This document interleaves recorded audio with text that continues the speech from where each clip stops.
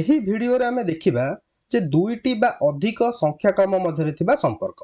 ତେବେ ଏଠି ମୋ ପାଖରେ ଏକ ସଂଖ୍ୟାକ୍ରମ ଅଛି 1 2 3 4। ଏହିଭଳି ସଂଖ୍ୟାକ୍ରମକୁ ଆମେ କ'ଣ କହିଥାଉ?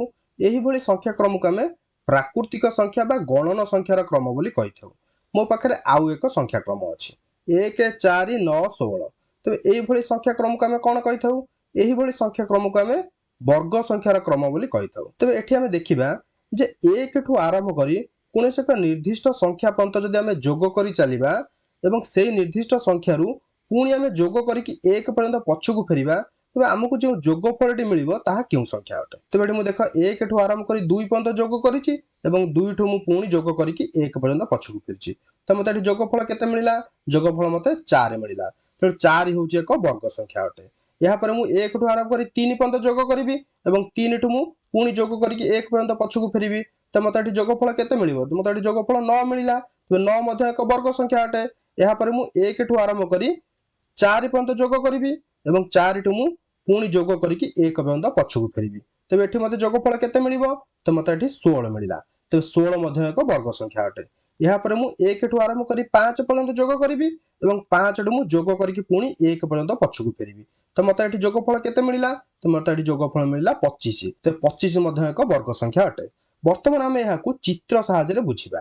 ତେବେ ଏଠି ଦେଖ, ମୁଁ ପ୍ରଥମେ 1 ଠୁ ଆରମ୍ଭ କରି 2 ପର୍ଯ୍ୟନ୍ତ ଯାଇଛି ଏବଂ 2 ଠୁ ମୁଁ ଯୋଗ କରିକି 1 ପର୍ଯ୍ୟନ୍ତ ପଛକୁ ଫେରିଛି ଏବଂ ମୁଁ 1 ପାଇଁ ଗୋଟିଏ ବିନ୍ଦୁ, 2 ପାଇଁ 2ଟି, ପୁଣି ଏଠି ମୁଁ 1 ପାଇଁ ଗୋଟିଏ ବିନ୍ଦୁ ନେଇଛି। ଅର୍ଥାତ୍ ମୁଁ ଏଠି 4ଟି ବିନ୍ଦୁ ନେଇଛି। କ'ଣ ଏହି 4ଟି ବିନ୍ଦୁକୁ ଆମେ ଏକ ବର୍ଗାକାର ଆକୃତି ଭାବେ ସଜାଡ଼ି ପାରିବା କି? ସଜାଡ଼ି ପାରିବା, କାରଣ 4 ହେଉଛି ଏକ ବର୍ଗ ସଂଖ୍ୟା। ଏହାପରେ ମୁଁ 1 ଠୁ ଆରମ୍ଭ କରି 3 ପର୍ଯ୍ୟନ୍ତ ଯାଇଛି ଏବଂ 3 ଠୁ ମୁଁ ପୁଣି ଯୋଗ କରିକି 1 ପର୍ଯ୍ୟନ୍ତ ଫେରିଛି। ତେବେ ଏଠି ମୁଁ ଟୋଟାଲ 9ଟି ବିନ୍ଦୁ ନେଇଛି। କ'ଣ ଏହି 9ଟି ବିନ୍ଦୁକୁ ଆମେ ଏକ ବର୍ଗାକାର ଆକୃତି ଭାବେ ସଜାଡ଼ି ପାରିବା କି? ସଜାଡ଼ି ପାରିବା, କାରଣ 9 ମଧ୍ୟ ଏକ ବର୍ଗ ସଂଖ୍ୟା ଅଟେ। ଏହାପରେ ମୁଁ 1 ଠୁ ଆରମ୍ଭ କରି 4 ପର୍ଯ୍ୟନ୍ତ ଯୋଗ କରିଛି। 4 ଠୁ ମୁଁ ପୁଣି ଯୋଗ କରିକି 1 ପର୍ଯ୍ୟନ୍ତ ପଛକୁ ଫେରିଛି। ଅର୍ଥାତ୍ ମୁଁ ଏଠି ସମୁଦାୟ 16ଟି ବିନ୍ଦୁ ନେଇଛି। ଏହି 16ଟି ବିନ୍ଦୁକୁ କ'ଣ ଆମେ ଏକ ବର୍ଗାକାର ଆକୃତି ଭାବେ ସଜାଡ଼ି ପାରିବେ କି? ସଜାଡ଼ି ପାରିବା, କାରଣ 16 ମଧ୍ୟ ଏକ ବର୍ଗ ସଂଖ୍ୟା ଅଟେ। ଏହାପରେ ମୁଁ 1 ଠୁ ଆରମ୍ଭ କରି 5 ପର୍ଯ୍ୟନ୍ତ ଯାଇଛି।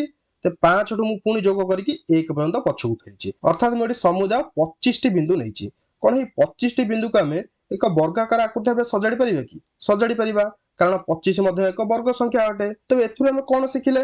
ଏଥିରୁ ଆମେ ଶିଖିଲେ ଯେ ଯଦି ଆମେ ପ୍ରାକୃତିକ ସଂଖ୍ୟା 1 ଠୁ ଆରମ୍ଭ କରି କୌଣସି ଏକ ନିର୍ଦ୍ଦିଷ୍ଟ ସଂଖ୍ୟା ପର୍ଯ୍ୟନ୍ତ ଯୋଗ କରିବା ଏବଂ ସେହି ନିର୍ଦ୍ଦିଷ୍ଟ ସଂଖ୍ୟାରୁ ଆମେ ଯୋଗ କରିକି ପୁଣି 1 ପର୍ଯ୍ୟନ୍ତ ପଛକୁ ଫେରିବା, ତେବେ ଆମକୁ ଯେଉଁ ସଂଖ୍ୟାଟି ମିଳିବ ତାହା ହେବ ଏକ ବର୍ଗ ସଂଖ୍ୟା।